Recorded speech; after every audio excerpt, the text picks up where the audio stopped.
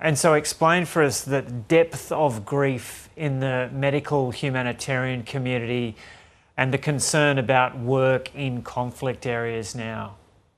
Yeah, Joe, we know that Israel is committing war crimes. We know they are killing and abducting medical staff. We know they're killing journalists. We know they're killing all manner of civilians. We're seeing death tolls of children that we've never seen before.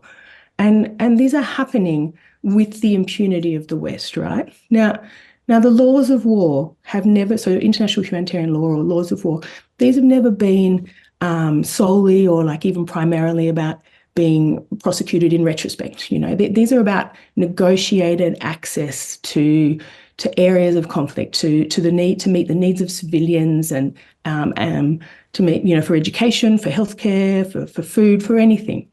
And we know for a long time that there's no safe place in Gaza. Now I've worked in Iraq, in Syria, in Libya, in South Sudan, in many dangerous places, but I've never been in a situation where there's no safe place. And that was a year ago when I was there.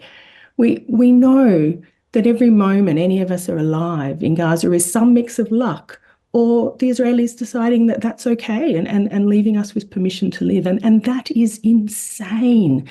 From the perspective of work and conflict, it means the space doesn't exist anymore. And that space, due to the impunity granted to Israel by the West, potentially won't exist in other conflicts either. So we either use IHL and we use the processes of the ICC and the ICJ now to really do something about this, or we lose this space to work in conflict altogether.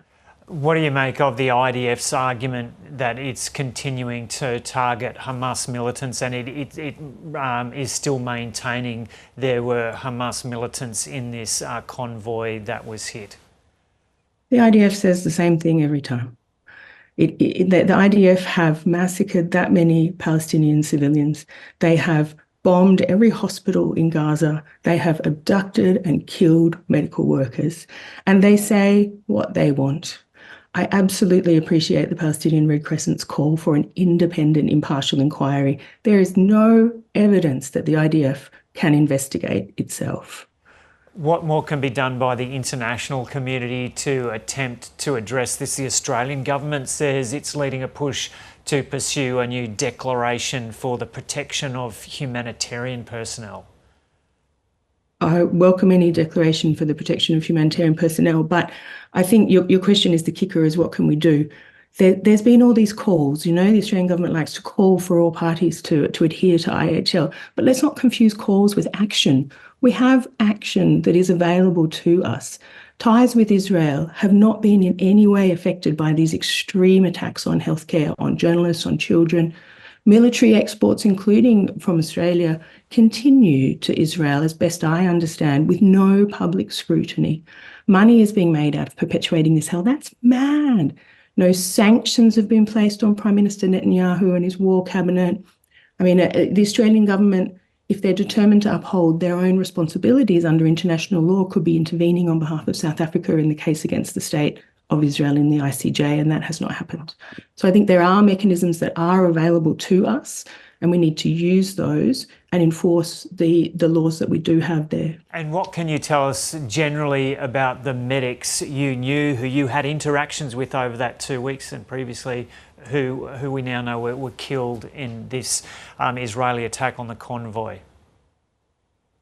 The PRCS is the largest leading provider of emergency medical care in Gaza, right? Like, they are this extraordinary group of people, men and women.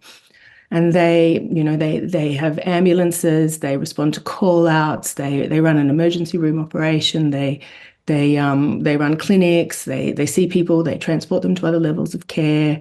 And they do this day in and day out. They do this with this extraordinary energy and this goodness and this kindness.